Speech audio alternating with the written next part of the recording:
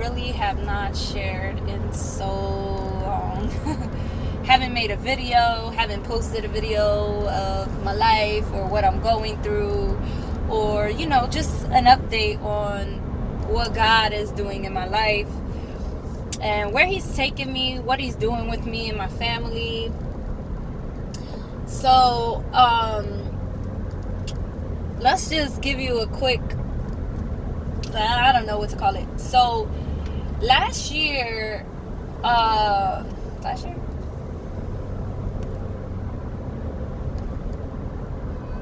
let's say last February or like January. So as y'all all know, I'm back with my husband, right? Let's start there. And we were living in North Camden. He helped me move into my apartment in 2016, and in July 2016, and he never left. He never left, guys. Mr. I don't want to be with you, and we couldn't stand each other and all that good stuff. Partial testimony, So, let me just explain. Before he came back, I fasted for a whole month. I didn't know what I was fasting for, but I knew I was fasting because I wanted something different in my life. And every day I was declaring total and complete restoration in my family and better communication airways. Now, I just wanted better communication airways because I wanted to be able to speak to him. And so we can get along enough so that he can be a father to our children and want to be a father to our children. And just plain blank want to be a part of their life. So with all that, I'm looking for God. I'm praying and just doing a lot more things for the Lord. And within that time, June, then July, and my birthday passed, and I said, you know what? My husband's around the corner, blah, blah, blah. Little did I know, God had me totally and completely set up. And I'm sorry for the blurriness and for the outrange, reach, or whatever you want to call it, because I'm driving and I'm not really looking at the camera. So anyway, and so we moved in July 2016. By January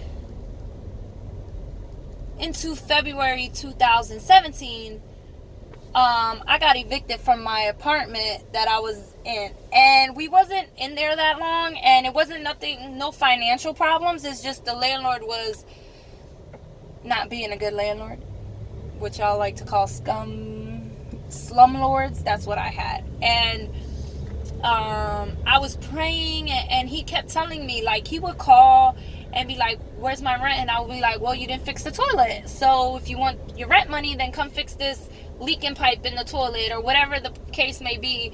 And one day he told me he decided, he was like, oh, I can't wait for you to leave. And I was like, okay, all right. I just kept praying on that situation, and I kept praying for a better landlord and just for God to give me something. So we got evicted in February, and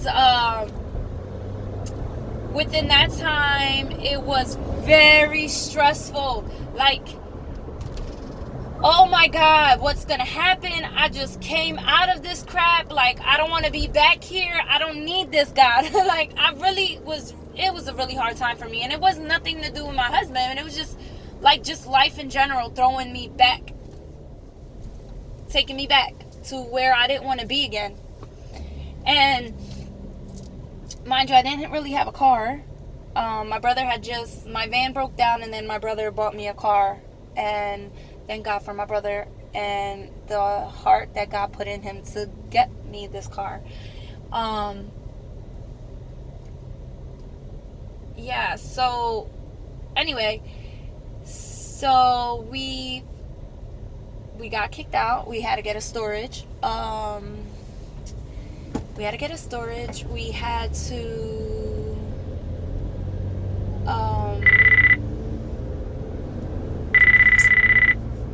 had to go through some things, finding a place to stay just for temporarily, whether it was one of my children's teachers, I'm not gonna say no names, I love her to death. She is amazing, and I am forever grateful for her kind heart and her loving spirit, and just being a part of our family. Like, she has become family. She let us come stay with her for 2 weeks, and then, like, I felt like we were overstepping our welcome, and I didn't want to stay too long. And she never told me to leave.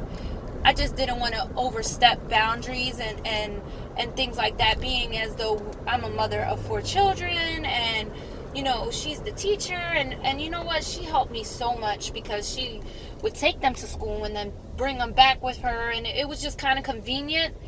And I'm forever, like I said, I will be forever grateful to her, and I'm still trying to find a way to honor her for being so kind in my most time of need. And not only did she take me and my 4 children, she took my husband and my husband's brother. So that's one person who lives by herself taking in 7 people. And I know that can become overwhelming and just stressful in itself. So we went from there to my mom's house, and waiting for our house to be complete that we were going to move into. And then we moved into a house. Now, the house was bigger, nicer, had more room. It was really pretty, but I did not want to move into this house. I did not want to move in because the guy, like, I had like a conversation, and he was rude. And I didn't like the fact that he was so rude, and his tone of voice that he used. And that's just how certain people are, and that's okay. But what happened was we started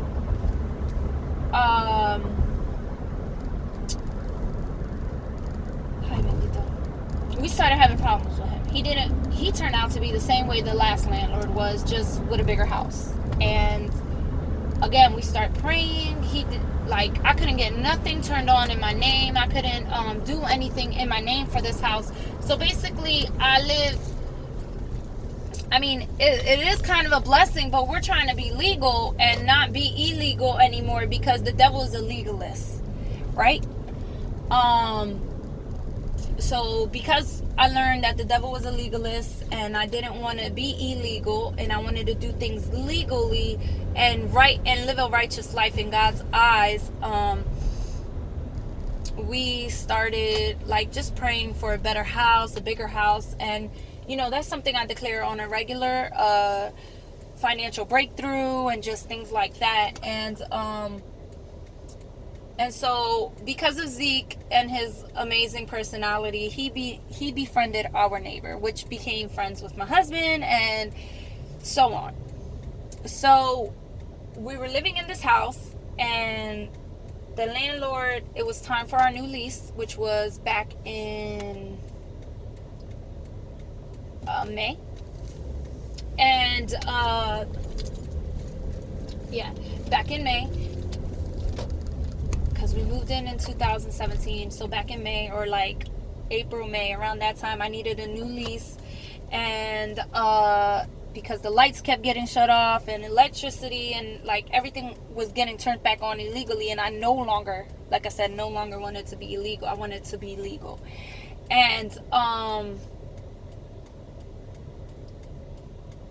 let me just tell you, sometimes you have to sustain and endure so much more than you wish. So much more than you wish. We sustained our electricity being turned off. We had to look into buying a generator, and then the generator was gas ran, so then we had to continually put gas, and the whole house smelled like gas, which means everybody in the house was sick from this gas. And I want to thank my children, because man, we have been going through it for the past 4 years, enduring so much, and they are straight troopers. If anybody needs an award, they deserve it, because they've sustained mom's craziness, they sustained dad's craziness, they sustained feeling unloved, feeling unworthy, just dealing with our crap, with with God and without God, and coming to realize who God is. And you know, they've been on this whole roller coaster ride with me, and we've slept in the cold, like it's freezing cold. We've slept in, coming from Philly to Jersey to drop their dad off at work, and then just sitting and sleeping in the car till it was time to go to school. And oh my God, they cried and complained sometimes, but then there was days where it was like they stuck it out. Like, anybody needs an award, they deserve an award, because they definitely they hanged on, and they prayed hard with me. They are my people who lift my arms up when I don't want to, and they remind me of why I lift my arms up when I don't want to. And so we were living in this house, and then we went from all of that, no electricity, no heat. Our neighbor saw that the generator kept turning off, and he finally was like, hey, my husband just was like, hey, can I plug this extension cord? You know, because now our fridge keeps turning off, and we're like, we can't really cook, so we can't do much. And the neighbor was nice enough to allow us to plug in an extension cord, which we then ran extension cords from that one extension cord. It was like 1,000 extension cords all over the place. We didn't even share that story with the people who were in our circle. We endured that alone as a family. And like, one day the neighbor was like, hey, I'm buying a house, and would you like to rent my house? And my husband was like, yeah, this guy next door. Like, my husband, sometimes he really irks me because he just jumps into things and doesn't let, like, he the man. He the head. He gonna do, call the shots, pop, pop. And then he forgets that might not want to do that. And I might not like that idea. And I didn't like that idea. To me, it made more sense to go rent out a room and save our money to buy a house. But to him, it was like, we're not doing that. And so, secretly, I'm glad he decided not to do that. So we ended up moving next door to our neighbor, who bought a new house and then decided to rent us his house. Now, with this new house came a finished basement, a bigger yard that was actually usable. The house is beautiful. Like, I can't complain about that. And I'm not going to show you guys because, you know, that's for us. And we're able to put everything legit, like lights on, gas on, everything in our names. And yeah, so we are enduring and sustaining things that probably nobody would have assumed or guessed.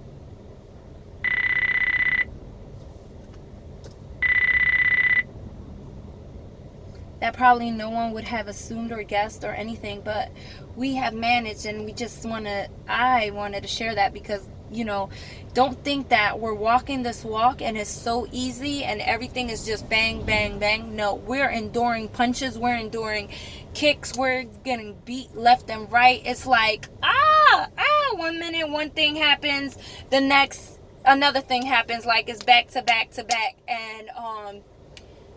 And at one point I was about to give up, and right now we're like working through our marriage and our differences and learning what it is to trust and just really falling into that alignment in what God is saying and really knowing what it is and how to walk that out and what that looks like. And it can be confusing, it can be unbearable sometimes, and sometimes I don't want to pray, and sometimes I don't like my family.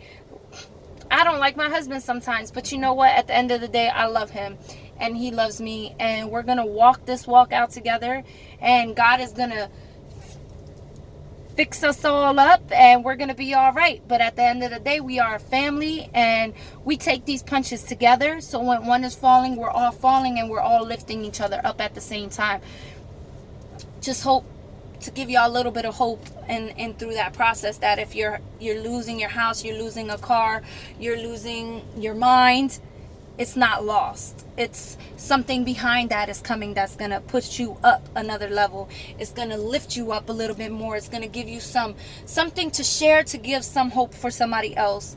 Don't lose hope. Don't lose your faith. Continue enduring. Continue pressing, because through the pressing, God blesses. So take those blessings and take those little stories and miniature golf turns and that roller coaster ride, because it gets hard, guys. It's hard. Just know that God is with y'all. So God bless. Love y'all. And hey, walk out that faith walk. Walk out that faith walk. Don't walk out that faith walk. This faith walk ain't no cakewalk. Just know that. Just take a walk.